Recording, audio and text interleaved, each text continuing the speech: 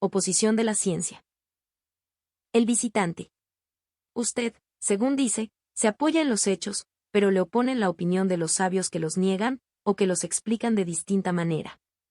¿Por qué no se han apoderado ellos del fenómeno de las mesas giratorias?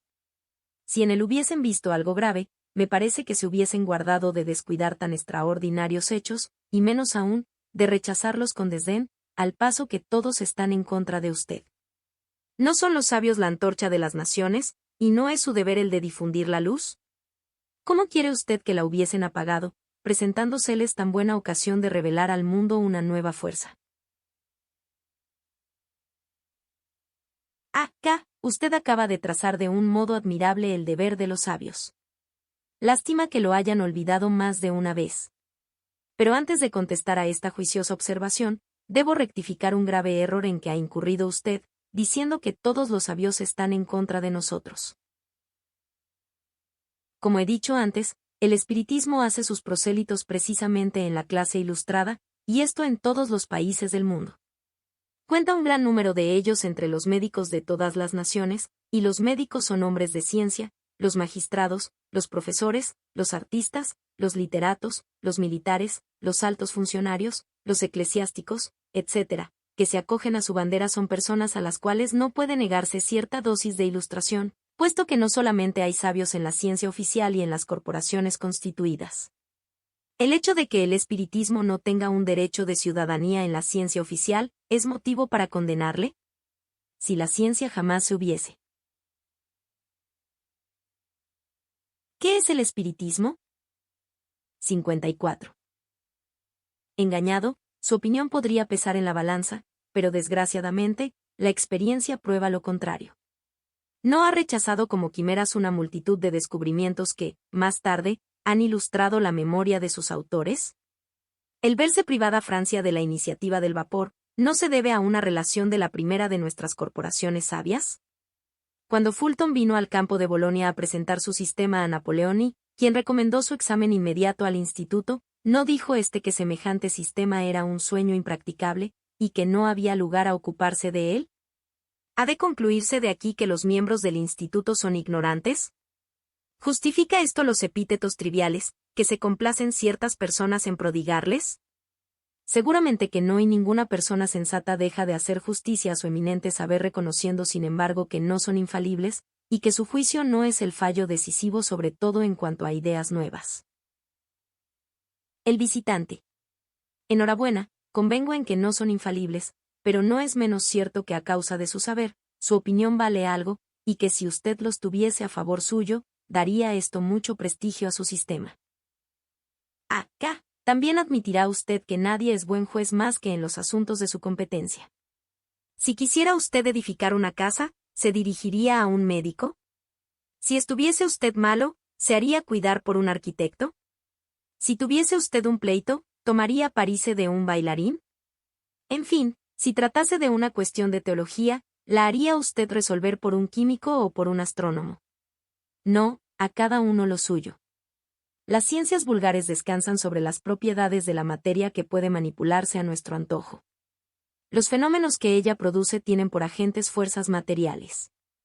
Los del espiritismo tienen por agentes inteligencias. Breve conferencia espiritista. 55.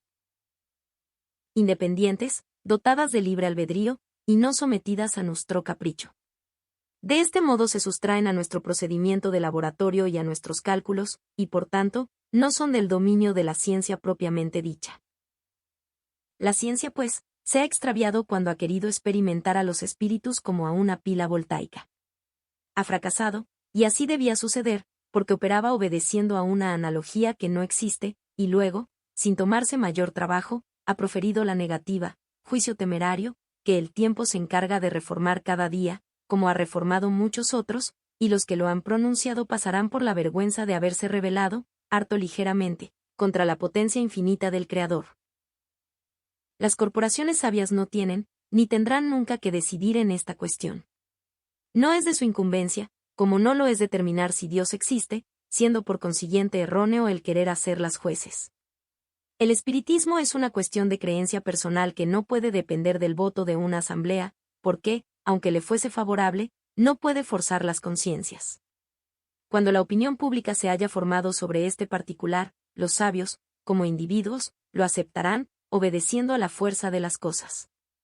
Deje que pase una generación, y con ella, las preocupaciones del amor propio que se subleva, y verá usted qué sucede con el espiritismo lo que con otras verdades que se han combatido, acerca de las cuales sería actualmente ridícula la duda.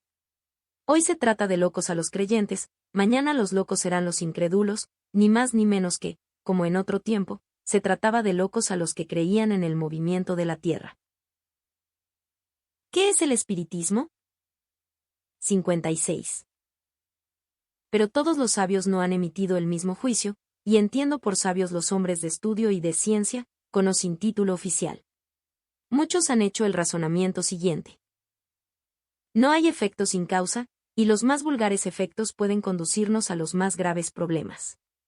Si Newton hubiese despreciado la caída de la manzana, si Galvani hubiese rechazado a su criada, tratándola de loca y visionaria, cuando le hablaba de las ranas que bailan en el plato, quizá estaríamos aún sin conocer la admirable ley de la gravitación universal y las fecundas propiedades de la pila. El fenómeno que se conoce con el nombre burlesco de danza de las mesas, no es más ridículo que el de la danza de las ranas, y acaso encierra también alguno de esos secretos de la naturaleza que revolucionan a la humanidad cuando se tiene la clave de ello. Se ha dicho además, puesto que tantas personas se ocupan de él, puesto que hombres graves lo han estudiado, preciso es que haya algo en todo eso, una ilusión, una moda si se quiere, no puede tener ese carácter de generalidad. Puede seducir a un círculo, a un corrillo, pero no pasear el mundo entero. Guardémonos, pues, de negar la posibilidad de lo que no comprendemos, no sea que tarde o temprano recibamos un mentis poco favorable a nuestra perspicacia. El visitante. Perfectamente. He aquí un sabio que razona con sabiduría y prudencia, y yo, sin serlo, pienso como él. Pero observe usted que nada afirma, duda únicamente, y sobre qué basar la creencia en la existencia de los espíritus y, sobre todo, la posibilidad de comunicarse con ellos. Esta creencia se apoya en los razonamientos y en los hechos.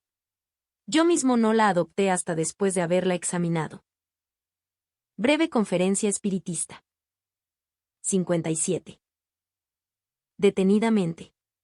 Habiendo adquirido en el estudio de las ciencias exactas costumbres positivas, he sondeado y escudriñado esta nueva ciencia en sus más ocultos repliegues.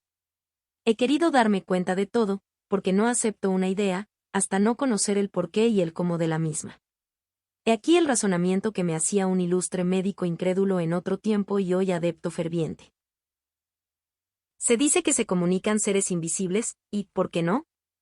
Antes de la invención del microscopio, ¿sospechábamos la existencia de esos millares de animalillos que tantos trastornos causan en la economía? ¿Dónde está la imposibilidad material de que haya en el espacio seres inaccesibles a nuestros sentidos?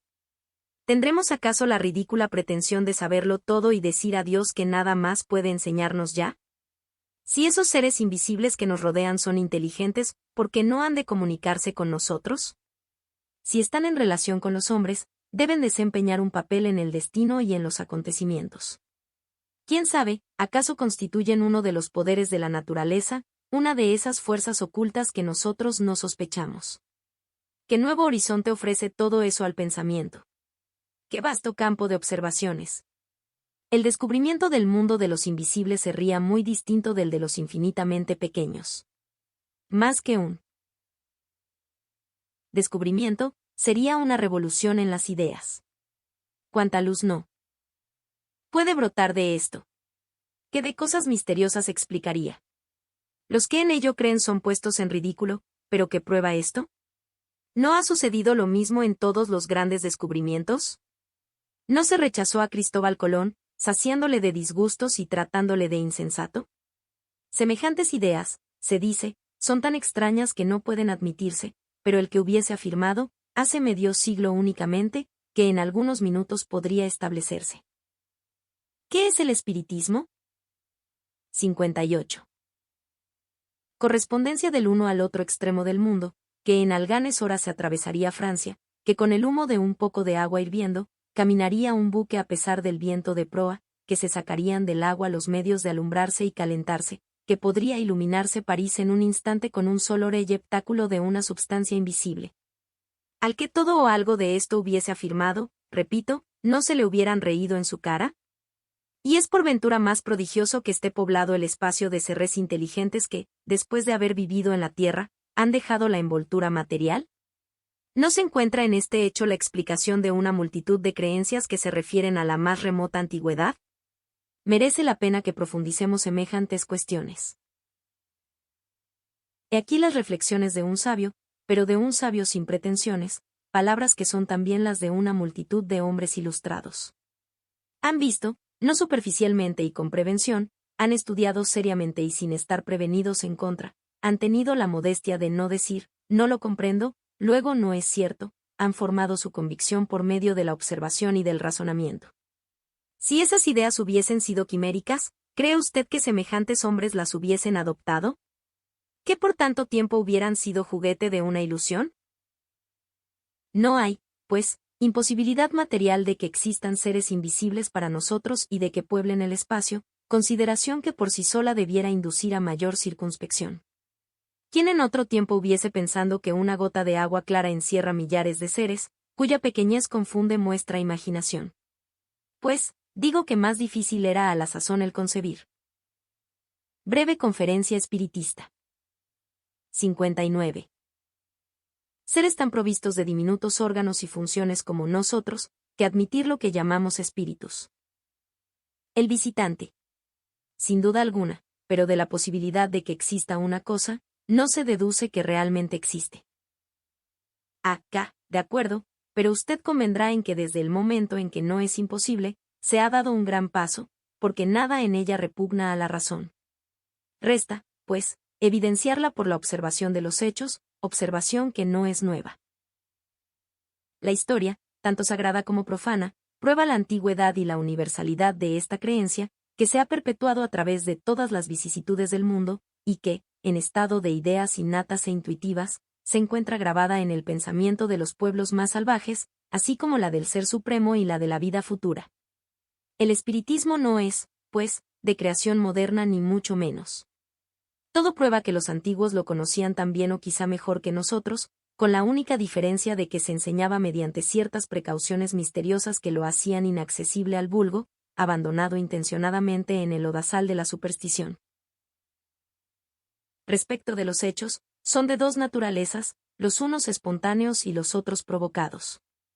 Entre los primeros, debemos colocar las visiones y apariciones, que son muy frecuentes, los ruidos, alborotos y perturbaciones de objetos sin causa material, y multitud de efectos insólitos que se miraban como sobrenaturales, y que hoy nos parecen sencillos, porque, para nosotros, nada hay sobrenatural, ya que todo entra en las leyes inmutables de la naturaleza.